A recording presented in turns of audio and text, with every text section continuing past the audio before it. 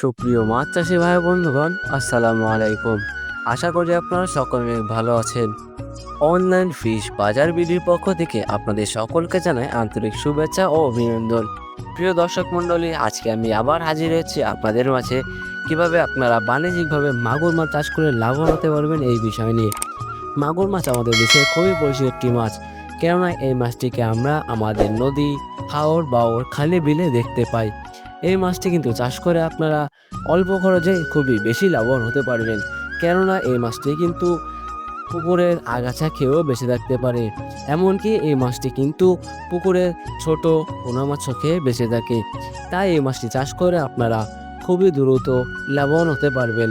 এই মাছটি চাষ করার জন্য আপনাদের বেশ কিছু ধাপ অবলম্বন করতে হবে। ধাপগুলোর মধ্যে প্রথমে রয়েছে পুকুর প্রস্তুতি।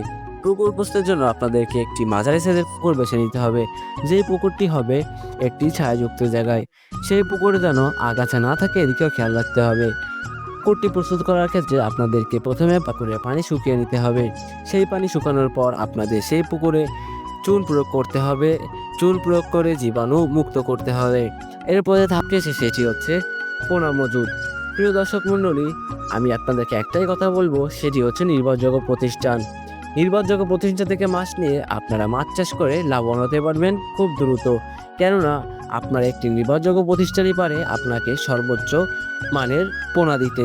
তাই আমি আপনাদের সাজেস্ট করব, আপনারা আমাদের সঙ্গে যোগাযোগ করতে পারেন, অথবা আমাদের হ্যাচারিতে এসে দেখে শুনে বুঝে সরাসরি মাছের পোনা নিতে পারেন।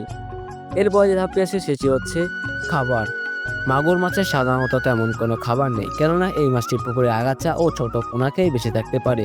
এই মাছটির জন্য আপনাদেরকে খুব বেশি খরচ করতে হবে না।